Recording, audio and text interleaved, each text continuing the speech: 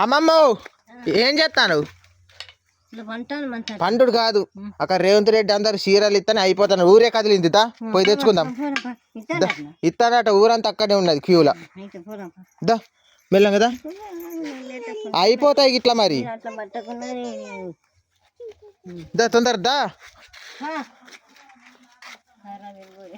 Curry ఎందుకు బండి మీదే కదా దా. కర్రతోనేం పని, బండి మీద బుర్రని అక్కడ దిగుతాం.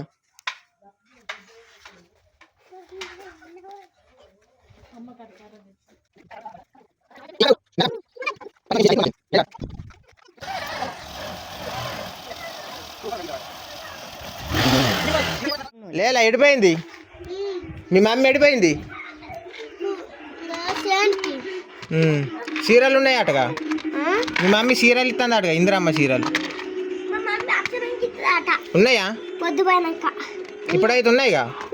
సాయంత్రం వస్తాం మరి. చీకటి అయినాక వస్తాం పా. వాళ్ళు చేనుకు పోయినలాట, సాయంత్రం వద్దాం. మరి సాయంత్రం పోయి తెచ్చుకుందాం. మరి వాళ్ళు చేనుకు పోయినాడు, మనం ఏం చేద్దాం? పొద్దు పోయినాక వస్తుందట వాళ్ళమ్మ. సరే సాయంత్రం పోదాం పా. పండుకోపో, ఇక ఏం చేసేది లేదు, మంచం వేసే ఉన్నది పండుకోపో. అమ్మమ్మ ఇప్పుడే ఫోన్ చేసిన, ఆయన రేపు పొద్దున్న రమ్మన్నాడు. కేసీఆర్ చీరిత్తారట. ఇక రేపు పొద్దున్నే పోదాం, చీకటి అయిందిగా.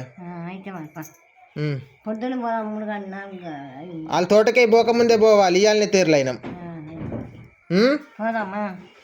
సరే మరి పొద్దున్న 7 గంటలకు పోదాం. సరే మరి.